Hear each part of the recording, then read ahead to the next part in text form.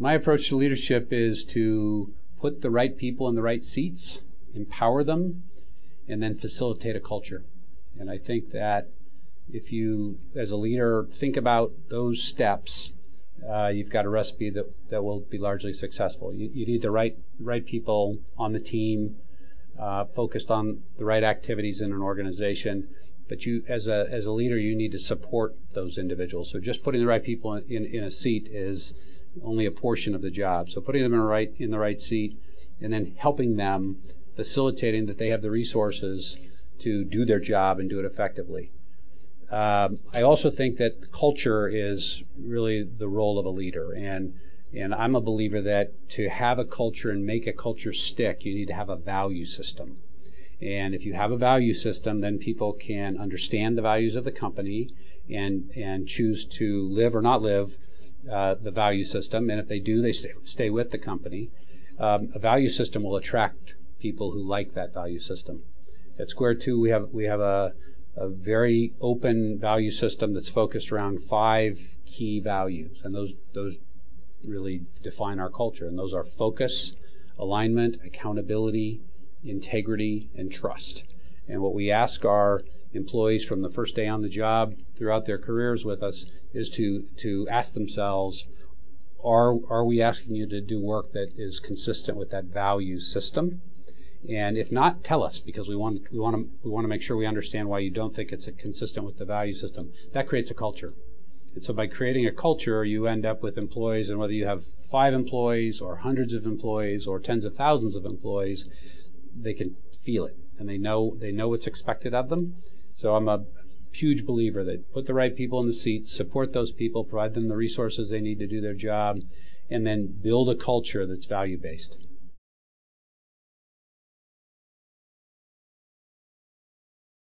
Hiring starts with attraction, and so you've got to be able to attract the right people to your organization so that you are talking to candidates who have an interest in your company and recognize early on the culture. So that's a starting place.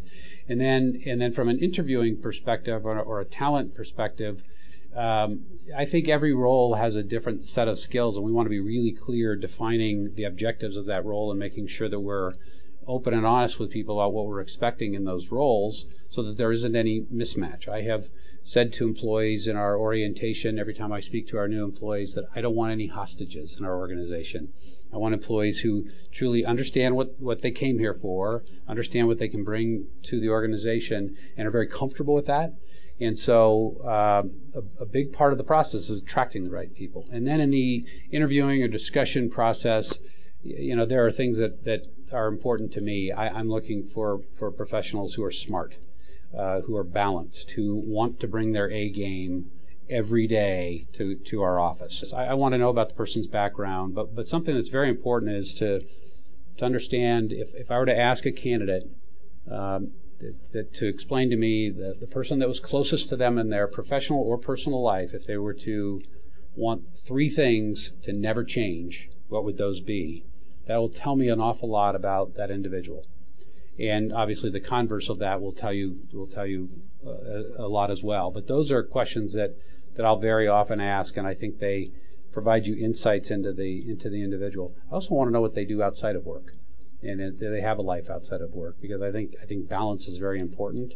And the more that we have employees inside the building who are outwardly focused, the better off we are as an organization.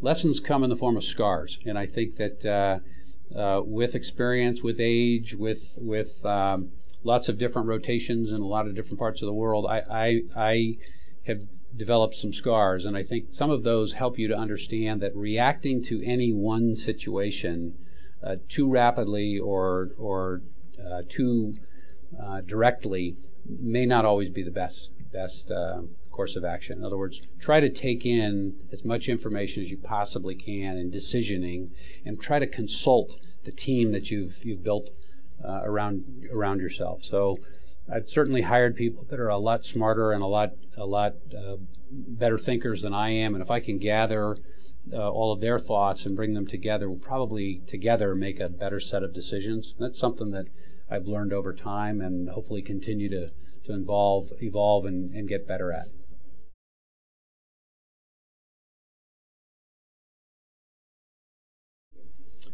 I have been very fortunate to have 2 or 3 mentors in my career, but going way back, I had a mentor who was an individual who had a huge impact in providing me examples of not getting ahead of himself. He was a global leader, an individual with massive amounts of responsibility, very large staff, and an individual who seemed just unflappable.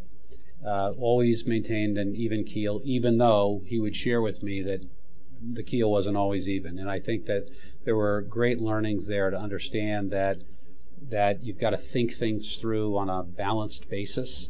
This was also an individual I learned a lot about the acceptance and understanding of cultures and backgrounds and people coming from different places.